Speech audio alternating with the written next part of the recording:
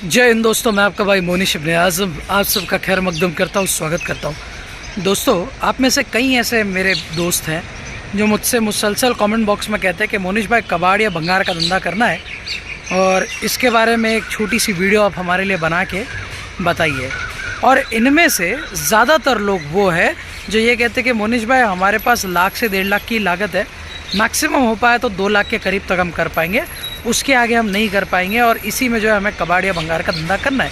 तो कैसे क्या कर सकते हैं, आइए इस वीडियो के माध्यम के ज़रिए विस्तार में जानकारी देता हूँ। दोस्तों, कबाड़ या भंगार का धंधा आप करना चाहते हो और आपके पास 1.5 लाख से 2 लाख रुपए तक की लागत है, तो आपको सबसे पहले ये करना है कि जो शहर या सिटी आपने शॉर्टलिस्ट की है वो शहर के आउटस्कर्ट इलाके में, यानी कि शहर के बाहर के सुनसान इलाके के करीब आपको रेंट पे जगह लेनी है। वहाँ पे लेने का फ़ायदा ये होता है भाड़ा कम से कम लगेगा और एरिया के बाहर होगा तो लोकल अर्बन लोकल बॉडी हो गई, म्यूनसिपल कॉरपोरेशन हो गया, आसपास के लोकल गुंडे हो गए और पुलिस, ये कम से कम आपको तकलीफ़ देगी।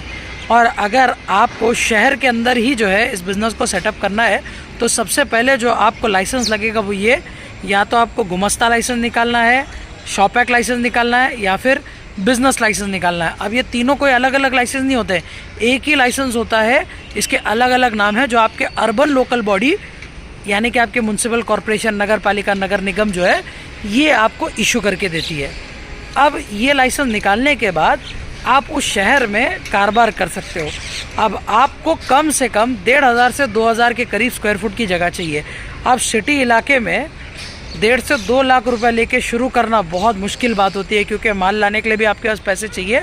तो ऐसे वक्त में आपको या तो स्लम में कोई जगह लेनी पड़ेगी जहाँ झोपड़पट्टी इलाका होता है वहाँ पे, या फिर एरिया के बाहर कोई जगह आपको लेनी पड़ेगी, तभी जाके आप कबाड़ का या भंगार का धंधा कर पाओगे।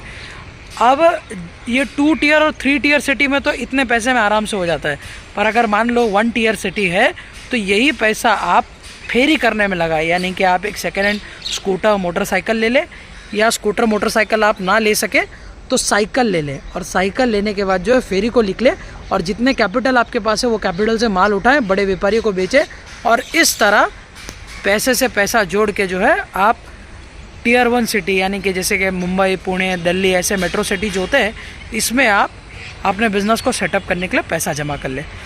अब मान लीजिए आप जब 1,500 से 2,000 स्क्वायर फुट की जगह आप ले लेते हो, साइड से पतरे की बाउंड्री कर लीजिए चारों तरफ और दरवाजे को भी पतरे की बाउंड्री लगा लीजिए और एक डिजिटल वज़न कांटा खरीद लीजिए और फेरी वालों को अपने से जोड़ लीजिए। अगर पुराने फेरी वाले आपको मिल पाते हैं, वो आपके साथ जुड़ पाते हैं तो बहुत अच्छी बात है, वरना आपके गांव का ही कोई व्यक्ति उठाइए और उसे साइकिल या मोटरसाइकिल दीजिए और उसे फेरी करने बोलिएगा। वो माल चुन चुन के लाएगा, आपके पास जमा करेगा और आप जो है उसे 10 या 15 दिन में जो है पेमेंट कर सकते हैं।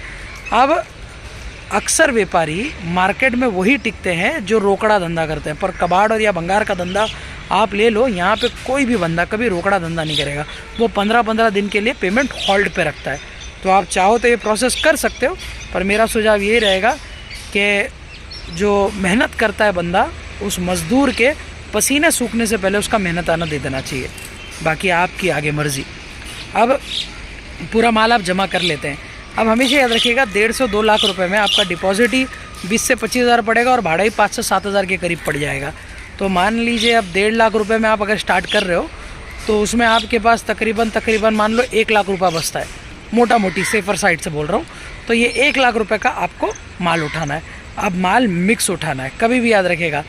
अब मान लो जो लोखंड भंगार पतरा होता है ये आपने 25 रुपये किलो से माल उठा लिया 2 टन के करीब, तो ये हो गया 50 हज़ार के करीब, और बचे हुए 50 हज़ार में आप जो है मिक्स प्लास्टिक खरीद सकते हो 10 रुपये, 15 रुपये, 20 रुपये में। और यही माल अगर आप 20 रुपये से भी ख़रीदते हो तो भी 2 टन का हो जाता है 40 हज़ार रुपये।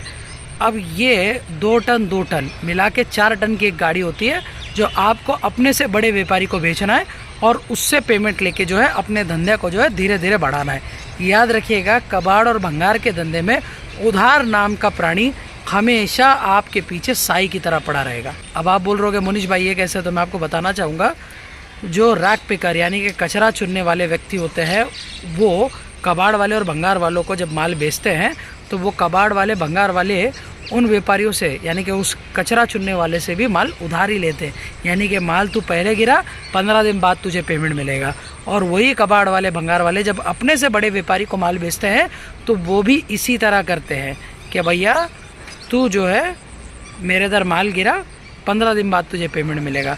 और ऐसे करते करते करते कई बार महीना तक लगा लेते हैं। तो आप लोगों को इस बात का ख्याल रखना है कि आप माल उसी व्यापारी के पास गिराओ जो 2 पैसा कम दे पर रोकड़ा दे।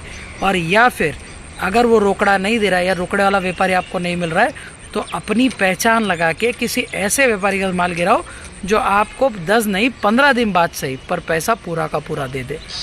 तो व्यापारियों, इस वीडियो के माध्यम के ज़रिए मैंने इन शॉर्ट आपको कबाड़ और भंगार का बेसिक आइडिया दे दिया है कि किस तरह कबाड़ का, भंगार का धंधा आप 1.5 से 2 लाख रुपए में शुरू कर सकते हैं।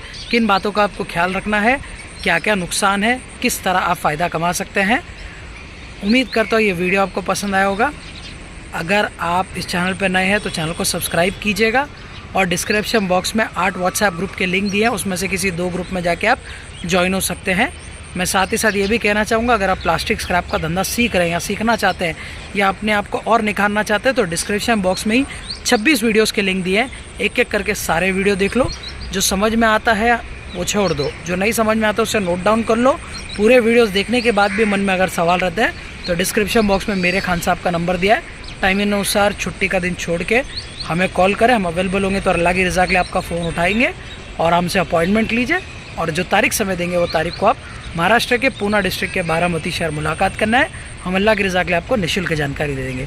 तब तक के लिए मैं आपका भाई मोनिश इब्ने आज़म अभी के लिए इजाज़त चाहता हूँ। अस्सलाम वालेकुम, जय हिंद, जय महाराष्ट्र।